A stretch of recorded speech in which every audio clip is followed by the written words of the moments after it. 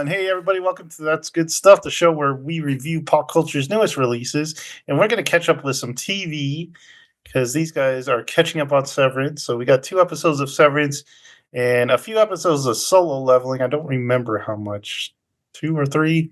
And then we'll also touch up on Daredevil real fast. But okay, so you guys left off on season 2, episode 7, which is called Shakai Bardo. And this was so these 2 episodes were kind of not filler. Well, some people say they felt very filler. But second one was pretty filler. Yeah. But these 2 are flashback or kind of give us the backstories of 2 characters. So this one was getting into Gemma's backstory. We kind of see what she's been doing at Lumen, which is she goes to dentist appointments, basically. And then we get some story of her and Mark, which it seems that they met at school, right, in college, and then they tried to conceive, and they weren't having a good time of it. So it deals with a lot of that, and we kind of see their life before Lumen. And I watched this a couple of weeks ago, so you guys got to remind me of stuff. But that was the basic gist of the episode. It was pretty good. I liked kind of the more artsy shots or the more artsy cinematography they were trying for in this episode. And I think it had a really good scene. But I'll let you guys talk about it since it's fresh in your mind. So what do you guys think of this episode? I actually really enjoyed this one quite a bit. The chemistry between Mark and Gemma is really good, especially the actors, I guess. I did like what you're talking about, the cinematography. I liked when every time they would flash back to like the past, it would have a grainy film thing first, and then it would clarify a bit. It's kind of like horrific what the Severance Gemma is going through, because she's having to go through like all these really crappy like experiences to try to prove a point. Like she was that one where she has to write like hundreds of thank you letters Christmas. Yeah. Letters. She's like, why is my hand hurt? I hate this. And then like the dentist appointment, I was just like, that would suck. And she's like, I just want a break. It's like, it's been 6 weeks. It's like, I just left. So yeah, she experienced a bunch of unpleasantness. Like there's this creepy guy that's the dentist, but he's like a Lumen employee, and he's just like creepy to her, and like he's unpleasant. For some reason, whistles the wreck of the Edmund Fitzgerald all the time. I don't know why that's a thing. Yeah. Who wants to go next? What I found interesting about this episode was, like, I agree with you guys. I think it was really good. Enjoyed the getting to learn more of her story, but also just like what they're trying to do. Because I was trying to piece together, because it's not, because normally you have the outie and the innie. The outie has their life, the innie has their life. They they immediately start back, but each room was a different severed part. None of them remembered anything about what the other one was doing. So that was, her life was just dentistry. Her life was just notes. I was like, that was interesting. Like I couldn't piece together or come up with an idea of what that would be, what they would be trying to lead to, of individualizing each of the moments. Cause like, what would be the point of just have the innie do everything? Why have each individual person do, unless you're trying to like perfect a certain aspect of something? I don't know. But I thought that was an interesting thing. And then the whole scene at the end where, because I was trying to figure out, because you had those different innies within innies. We're getting Inception now, and then the one innie goes to the elevator, goes out, and the outie's like, "Oh, hey, I need to leave now. What the heck?" Is like, "Oh no, you got to go back there." Milk chick sitting there, standing creepily by the door with his leather jacket on that's not creaking. And then she just goes back in, and the indie's like, "Oh my god, you stupid outie! I was almost out of here. Are you kidding me?" I thought it was really cool. I like Thomas brought up the lights going through the hallway. It was very, very aesthetic. He didn't like that, but I didn't like that. but the actual like presentation of how it visually looked was very cool. Trying to think of anything else. It was weird. I don't know if there was anything to the giving blood, and that's why they met. It was a weird kind of meet cute moment. I don't know if that had any semblance or anything. Anything else? Anything else? I don't know. The dude was weird. The weird like alter computers of our main character computers. So it like went into their computers and then you had Oh yeah. corresponding people looking at computers of the people that they were working at. That's a lot. But then you had big, So- angry Farquaad man. Sorry, go ahead. No, well, I was going to ask, like, so do you think the data refinement that they're doing is to help with Gemma, like the multiple? Because like the names of the rooms were the same as the names of the files that they're going through in microdata, macro data management. So I'm wondering if they're helping sort through like her like responses and like trying to like compile data from like each of those Severance's experiences. So, Yeah, I have no idea. I feel like my AI theory kind of went further out the window in these episodes. Like, darn. So that, I mean, that could still be it, but I don't think so. Yeah, I don't know what's going on there, but it was weird. The doctor dude, the dentist dude, because he was the same guy as like the one making her write letters, and everything, right? Like he was just wearing a wig and everything. But then he also seemed to kind of like be in love with her in a weird sense. So that was a weird. like when she smacked him. Yeah. So I don't know. To that chair. It was a well done episode for, kind of backstory and not continuing the main thing. I enjoyed it. Yeah, I liked it. I liked the emotion in this one. It's probably the most emotional one out of the episodes we've gone so far. And like Joseph was saying, I did like the kind of shots they did in this one, kind of like I don't know, it was the artistic shots, I guess. But I did like how that big man said, "I hate your stupid sweater." His Christmas sweater. That was funny. Poor guy. Why do you wear that stupid sweater? And then I hated how Mark does his work in like this dim light at night. I was like, my eyes would be on fire. He was just working so hard he didn't realize the daylight had gone. That's all. But yeah, I this one I just like the emotional part of it and kind of a little bit more about Gemma. Talking about the emotion part, when Mark was like disassembling the crib, that was pretty hard to watch. Yes, good. That was some top acting from Adam Scott there. And then the scene where they kind of like see each other, that was pretty good. What were you saying about Jared? Like, if I had a wife, we would go through like a hallway just like that. It's like just like. All right. Yeah, so there's a lot of good episode though. Theories on that one. Yeah, I'll send you guys a video if I still have it. Real fast. I still think the data refinement is solely for what is it, Kerr or whatever that here founder. Yeah, I think it's mainly for that. But I don't know. Like Michael said, this one kind of like threw me off of what I was thinking, but whatever. We'll see where it goes. With activities threw me off. I was like, why? I don't understand. Yeah, they're doing something. I've never heard someone say it's Christmas every day and make it so sinister.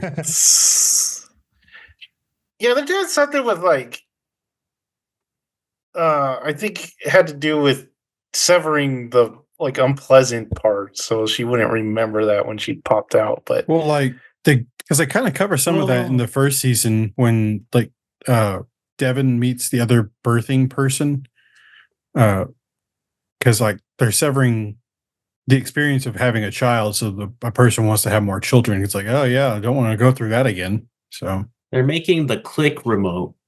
That's what I was thinking during it. But the whole thing of being individual innies in each room, that's what throws me off. I'm like, why not have it all be the same person? That doesn't make sense. Why have this?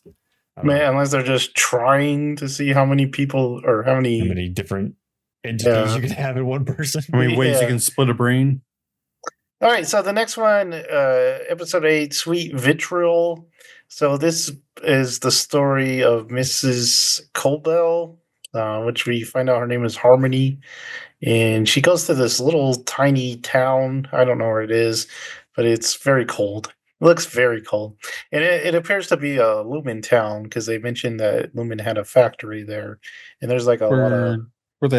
Where Kier like founded Lumen, isn't it? Because they're talking about... Seemed like it was from the family. Well, because like in the first season, they talk about where Kier met his wife was working in the ether factory, and that was an ether factory. Mhm. And so, It's called Like- Salt's Neck, the town. So. unpleasant name. And there's a lot of Lumen branding around town, so it's like a company town, though, like what they used to have. So she gets there and she like brushes her teeth because it's Lumen, you gotta brush your teeth. She goes to this little cafe, which is still open somehow for the like few people that live in this little town. that aren't frozen to death. Yeah, and she knows the guy there that runs the cafe, and he's like, "It's you," and he made. What did she say? Like, oh, doesn't that turn my toboggan? I'm like, what? Flip it or something like that. Yeah. Flip Yeah. flip my I was like, toboggan. I was like, is that a saying? So I guess they were close. I guess kind of when they were working there when they were younger. Apparently, and- children. Yeah, they were children working there, and it says the population is addicted to the ether, which we kind of find out because he's got it and he's like dealing it to like the old lady. Anyway, she wants to go back to her house, her childhood home, and she asked him to drive her there because if she drives, they'll see I guess Lumen has people watching the house, so they'll see and stop her. So she asked to be driven out there, and she goes in there, and I guess this is her aunt Sissy or something, and she's there, and she like goes in the house, and she's like, "Get out of here! You're not welcome here." She doesn't want her in there, and she wants to open the door to her room, but she can't because there's a key, or it's her mom's room because she goes into her room and like looks at stuff, but she wants to go into the mom's room who was there, and she was sickly, and she finally gets in there, and she sees like the ether. She kind of breathes it into, and What did she say? Like, I haven't done that since I was 8. I'm like, what? yeah. So she You can want to argue. get high? She argues a lot with her aunt, like she says that she would have took care of her mom if she had known, but she was like they wanted her to go to university, and she left, and then we find out that she kind of made the plans for Severance, right? It was all and someone kind of took the credit for that, so that's kind of what the big reveal of this episode was. And then the guy comes and they share a moment of drug use and memories, and then they leave because someone's coming. So she takes the truck and leaves, and he's like stays there to give her time or something. I don't know. So this is the episode a lot of people felt like filler episode, but what did you guys think? You wanna go first? I didn't. Oh, good. I didn't mind this one. I did like how they had a connection to the last one with Devin calling her the whole time. When she finally answers it, I know you've been calling. Jeez.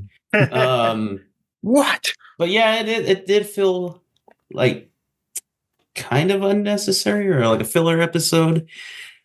Yeah, I feel like you could do these scenes in a flashback. or parts of a different episode. Yeah, that was my thought. I like the location.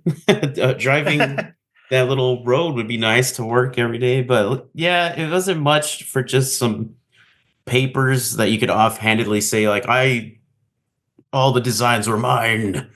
But yeah, it wasn't that great of an episode, especially after the last one that I really liked. This one was just kind of like, oh, I guess. But what did you think, Michael? Well, that was what Joseph said was exactly what they should have done with this episode is intersplice the important bits of this episode throughout another episode. So you get that built tension while you're away from the scenes.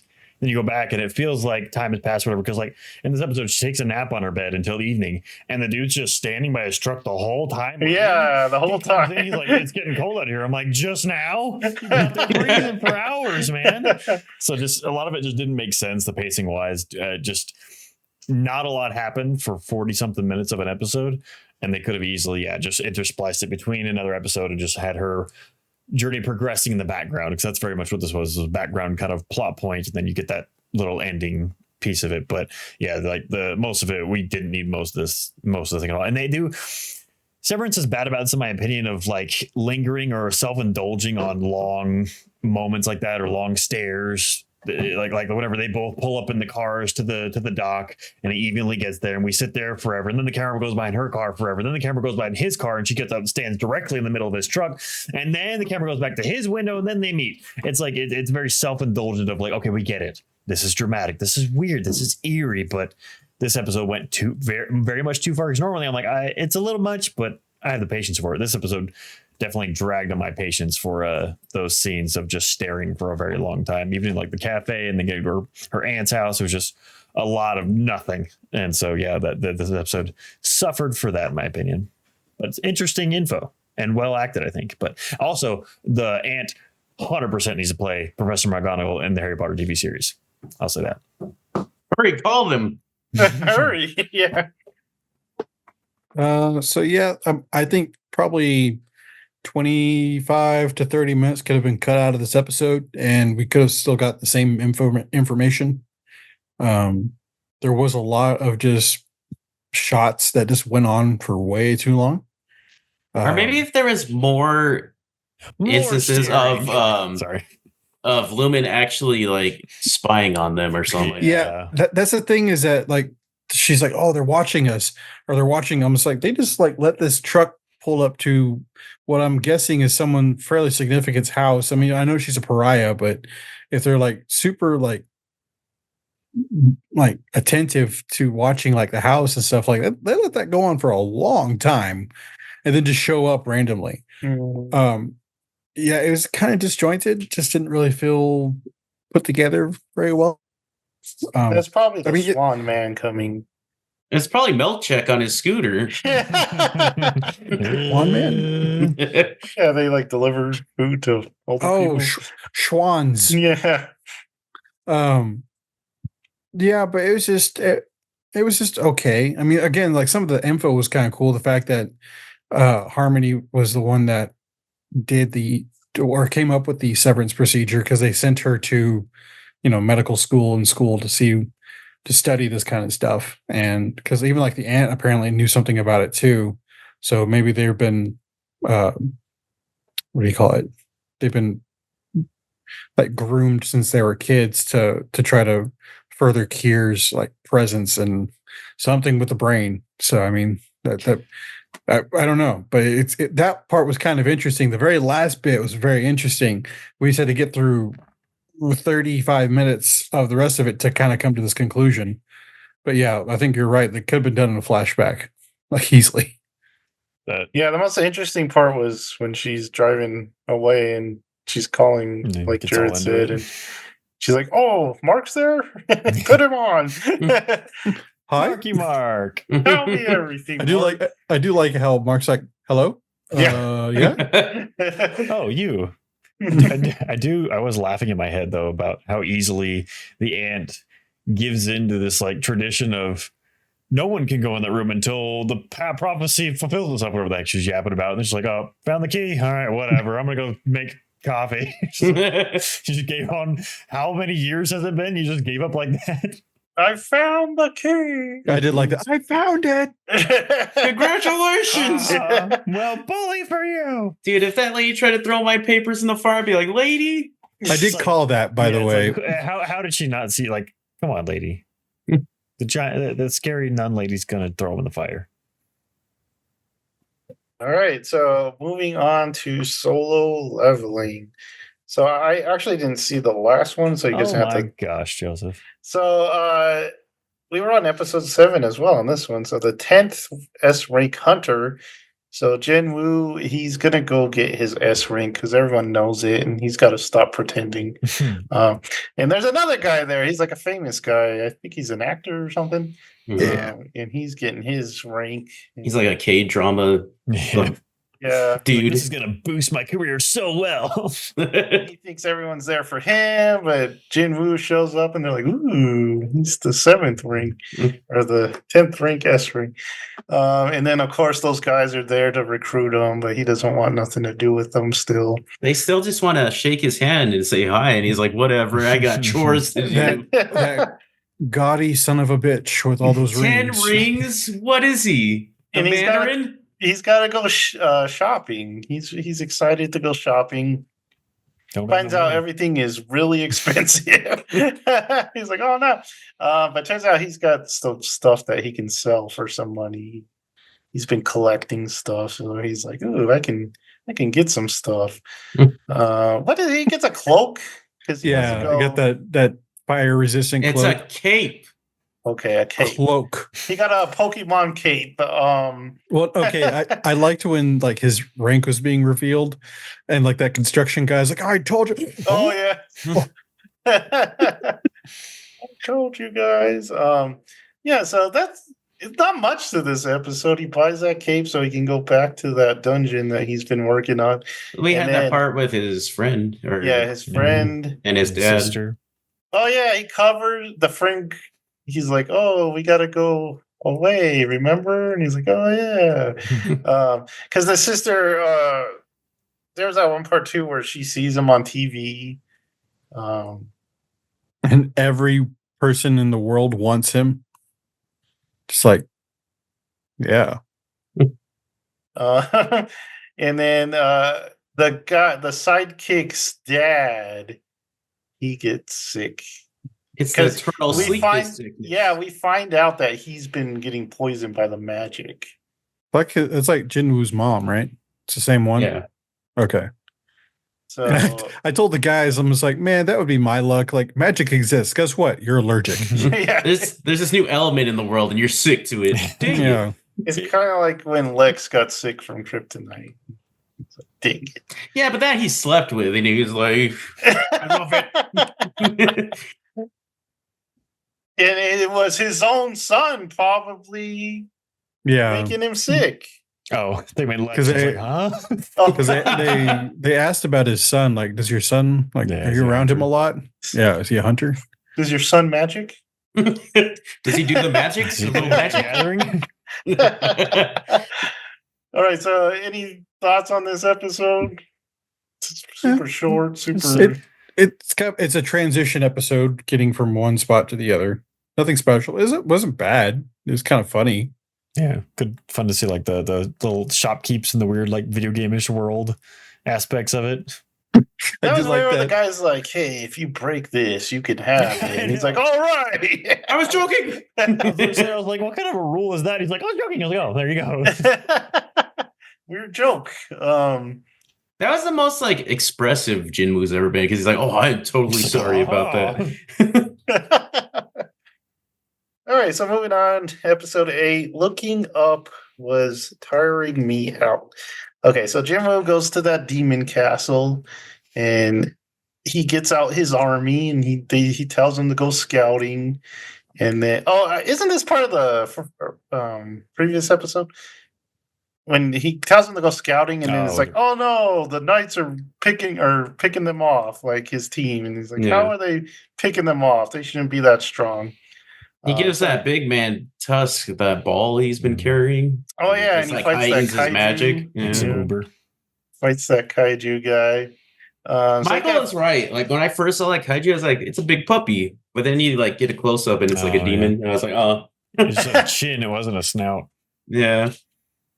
And then, so yeah, he goes and figures out what's picking off his teams, and it happens to be these 4 knights. And so he fights them, and they're pretty easy. But then the last one's like, "No, don't hurt me." and she takes off her helmet, and it's a cute demon girl. And he's like, "Oh," he's like, "I'll let you be." And she's like, "Oh, actually, I can help you out. Like, I can show you where you need to go." And they visit her dad, who's like Count Dracula. in charge of them. Yeah. Finds out they're from a different world too. They weren't originally from this place. They kind of got sent there. They're like a demon tribe or something like that.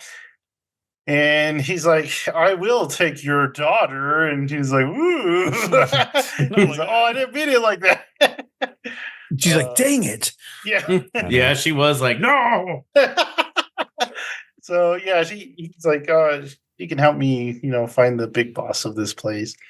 And he does find the big boss, and they fight it out. Because the big boss kind of tough. But it's Jinwoo, and he gets help from Girl too.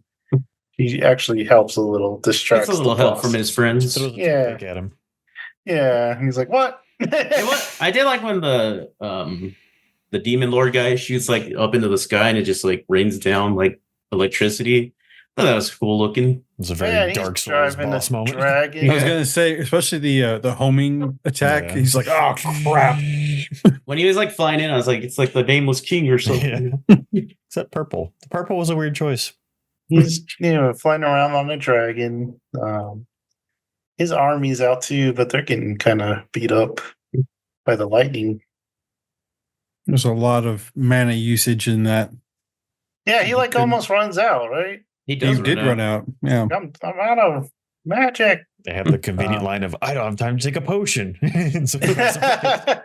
But finally, he prevails, right? And I don't remember how this one ends. Do you guys remember? Yeah, He That's just took up the dragon, and he left he got that ability to where he could shadow swap, so he could swap with any of his soldiers from wherever they are. And so Oh, that's how he got back to Earth so quickly. It was he went poof, and then that guy was like, "How did I get here?"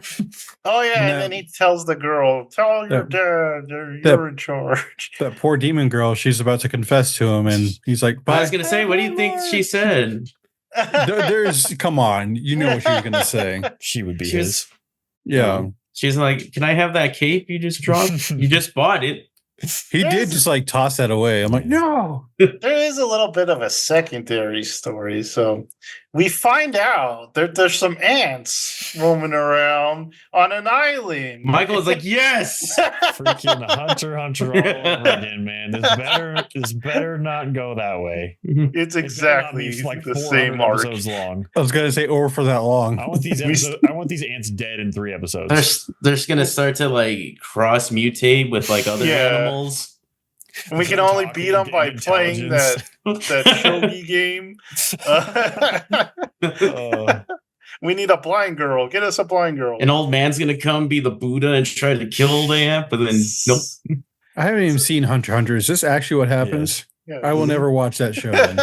Then you will never have fun. Are good, but Yeah. it just goes on for too long. It's It's- such a long arc. It's a long arc. So we find out that Japan and Korea are gonna join forces and send their best guys out there to defeat the ants in the upcoming ant arc. Okay, I forgot about it too till just now, Thomas. is it just me or yes, besides that part. God, I cannot wait for that guy. Is it just me or are the Japanese characters like drawn very more anime like? Because like that Yeah. one translator girl, They all her look like Naruto eyes characters. are like that big. I was like, whoa. And her eyebrows are like this big though. They're like Yeah. half an eyebrow.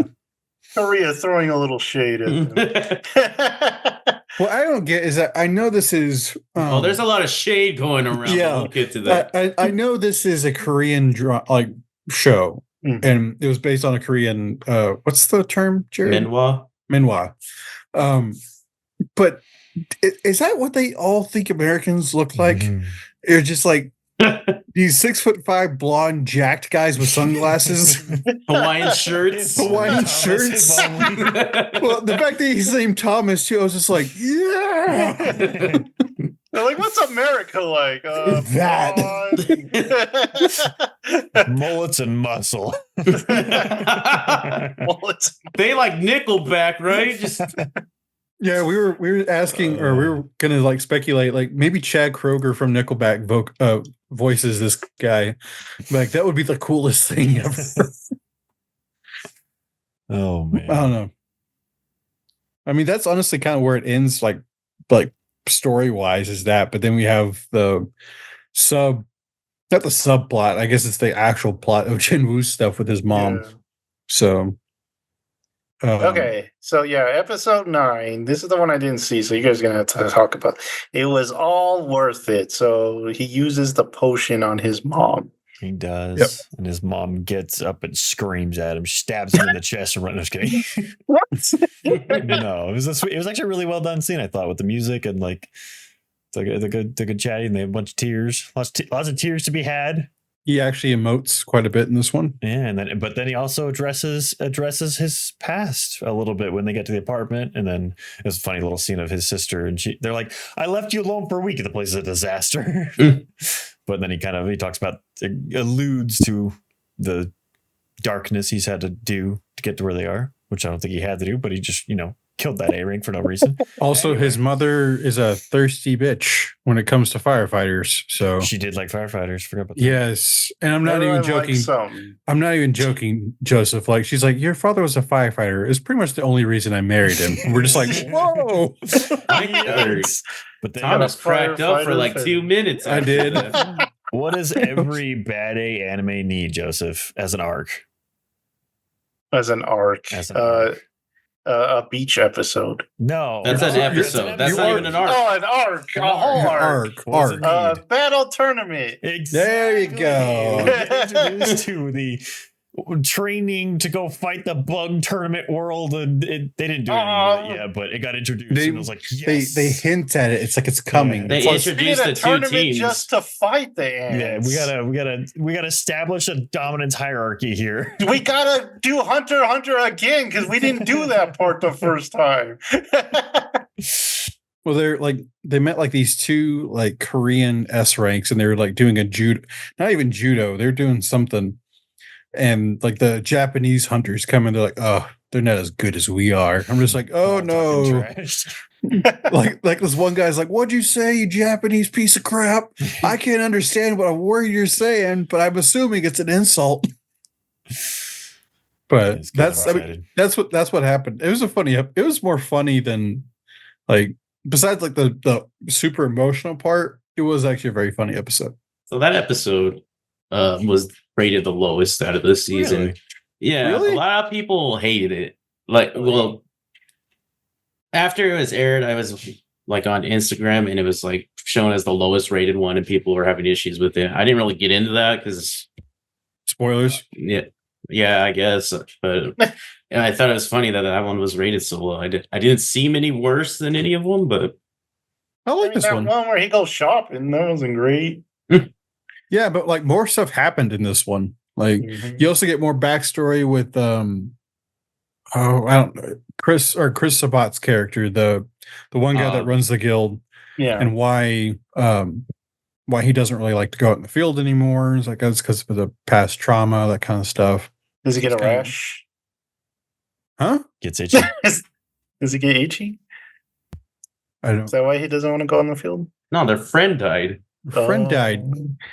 I didn't see this episode. I'm not sure what that was about, but okay. Also, we get introduced to Johnny Young Bosch's character, and I had a bit of a conniption fit. So Oh yeah, he was in this. Yeah, He was in with the his one one before. range. He's, it's all you need, Jared. When you have that one, it's all you need. he's bringing his one note range. character. When you hit golden hour, you don't need any other time of day, Jared. It's just that. That's all you need. Yeah, that's about it. I don't see why it's the lowest rated. That's weird. Maybe they Yeah. didn't like his mom. It's like Maybe She it was was too soon for them. she was very charming. I liked her. I'm guessing it was like too soon for them. Like they were expecting to have to wait longer for her to revive or something. But I don't know. I didn't read. But episode January, 23, but January. episode 23 of Soul Leveling, Okay, guys. tell us what happened. No, what? Joseph, shut the fuck up. No. What is with you? And like, spoilers. do a spoiler. One more episode next week. I'm sad. Spoilers are proven to enhance the viewing. Yeah, but I still don't want them. I've heard that, but I don't like it. My dog's All right, trying to so- go to the kitchen. Let's do. Oh, he left. I needed him, and he left. So let's do. Yeah, I know he left you out the most he needed. I know. We're gonna transition to Daredevil. He was actually very hurt by that. It's like, well, I needed him, and he left us. I'm here. When I needed him the most. Okay, so Daredevil episode 3 of Born Again. This one was called The Hollow of His Hand. And I was kind of surprised because I thought this White Tiger trial was gonna, go for a couple I did too. episodes. It goes it goes this episode. So White Tiger, they're trying to do the defense for him, and they think they've got a witness to a star witness that they need. So they get the witness. They give him some cocaine to get up on stage or in the courtroom, and they make a big deal about getting him there because like the cop. Apparently, that cop didn't die because we thought the cop was dead. Which cop? That Matt The one- Murdock fought in the room. The one that Oh. got like brutally like attacked. Yeah. He's that not was- dead. that He's was just surprising. bruised. So they let that guy out to go like try to kill the witness. And they try, but then they do like a old switcheroo, and it's not actually that cherry guy driving him. It's a different guy. So he gets the cart, and they're all excited because they know that he's going to win the case for them. But then he chickens out because all the cops are there watching him. And he's like, "Oh, I can't do this." He's like, "Oh, nothing happened. I didn't see nothing." So Matt's like freaking out. They lost the star witness. What do we do next? So they go to court the next day, and Matt throws the curveball. He's like, "This guy is actually the White Tiger," and everyone's like freaking out. The lawyer and the judge are like, "Dang it, we were not going to bring this up. You were the one that told us not to bring this up, and you brought it up." So yeah, Matt outed the guy, and they kind of make a deal about him outing him, and he's like, "I didn't want people to know." So this wins him the case because they go and they do a montage of him helping people because it's the right thing. They keep saying that is the right thing to do, and that he always helped the cops and stuff like that. And some of the cops are like, "Yeah, he did help us." So yeah, they find him not guilty because of all the testimony, and he is free to go, which he does, and he immediately puts on the White Tiger costume. Despite Matt earlier in the episode saying, "Hey, you can You never can put this never- on again. Ever. Yeah. Don't ever put this thing on again." Go ahead. Immediately that night, It's like puts it on to go jogging. fingerless gloves. Yeah. Goes jogging down the street, immediately shot to death right in the head. So that's the end of the White Tiger. Wait, for real? Yeah, Yeah. Fisk ordered it. So Fisk is talking. He's like, "We gotta clean these streets of the vigilantes." Vigilante. He's like, and so someone's like, help me. And he's like, "Oh, ho, ho," and he goes, Yeah. And we don't really see who it is, but he goes like this, and it's the yeah, Punisher, Punisher logo. logo. So. Oh my god! So that's how it is. It's What'd you think of this really episode? Foggy Nelson. He's like, "I hate vigilantes." I'm sick The of these whole guys. time. He does this, and it's just the Mighty Ducks. I enjoyed this episode. I thought it was well paced, good tension. I did think the initial court area where they're talking about getting the witness in there and everything, and they're questioning the guys. I thought it was really bad court writing, lawyer writing, because it was very much like, I've seen a lot of lawyer stuff. I'm not a lawyer. I've only been on a jury once, but like, I just play one on TV. like so. they're not allowed to talk like that at all. It was very much like, "Oh, you did this," and blah blah blah. I was like, there's like a little bit of a dance you got to do with this, but they were just flat out saying everything this first scene. So I didn't care for the writing. The first scene, it was a little goofy, but whenever they did do, and that kind of felt shoved in there. I don't know if that's how that happened or not, but whenever they did do the scene where he outs him as the White Tiger, and then they have the two defenses of him saying, "Hey, why did you do this? Because it's the right thing to do. Why did you do this?" Because I thought the writing there was really strong, and then I thought also the counter of the accusatory people, I thought that lawyer's writing was really good. His performance was really good. It was saying like, "Oh, people do the right thing, but they could still make mistakes, and what he did was a bad thing." I thought they did a really good job trying to convince the audience, even though we know what happened, that he was guilty. I thought that whole scene was really well played out and is a very intriguing lawyer drama stuff. But that first one, I wasn't a fan of the first one, and then the ending scene. It's kind of, you see it coming because it's why else are you going to show him walking down the street in the dark? He didn't see it coming. He died. Matt did not see it coming. He also apparently listen, that's true. But it's still like, yeah, we got Bad Fisk back, and I'm ready for that. I'm ready for some villainy and some heroage, some Daredevil action. So I enjoyed this episode. I thought it was good. Yeah, it wasn't much. Again, I think they show Vanessa and him talking, him and Fizz, and I just tuned out for that. I was like, I don't want to hear this. Oh, Fizz's wife. Sorry. My yeah. Bad. Did the therapist ever come back? Yeah, they had a little. They're talking to her. date. Yeah. Is there still no chemistry? They seem like friends, not like they're dating. Yeah. They're good friends. Yeah. And they were roommates. They're lawyers. Or he's a lawyer. He's a lawyer. Professional. So what was I gonna say? Yeah, this episode wasn't much. Like I said, I wasn't expecting him to go through this trial so fast because I know this sounded like a filler episode almost. Well, I mean, they wanted to tell the story, and it was okay, but I was expecting because they say he doesn't get back in the suit till like episode 5 or something like that. So I'm like, what are they going to do for these next episodes if they already finished this out? The sweet yellow suit? Yeah, the sweet yellow Heck suit. yeah, I like that one. No, it's the red one, Jared. Dang it. Yeah, I don't know. It was just kind of middle of the road episode for me, but it's setting up stuff. I still don't know what they're going to do with the Punisher, so we'll see. I have a feeling what they're going to do, and I'm not liking what they're setting up. They keep showing him in all the ads and stuff. So, yeah, we'll get to it. We'll see. We'll see. Because they do show like a lot of the cops have that Punisher tattoo. Yeah. So we'll find out.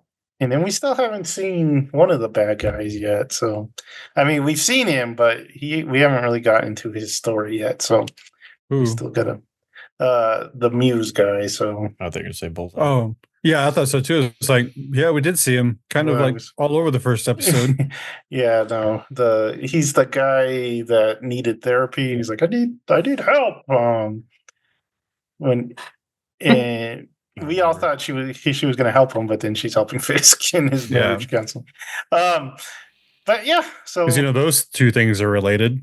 We'll keep watching and see how it goes. But I think that's going to do it for this time. Anyone want to throw like an odd show in there? You guys watch? I've just been watching that 70s show. That's season 4. Cracking. John and Eric are broken up. Oh my god. It's pretty sad, man. That season 3's finale was sad. Because Eric's dumb and stupid. He is dumb and stupid. All right, so that's going to do it for this time. Like, subscribe, notify yourself for even more good stuff, and we will see you next time. Bye.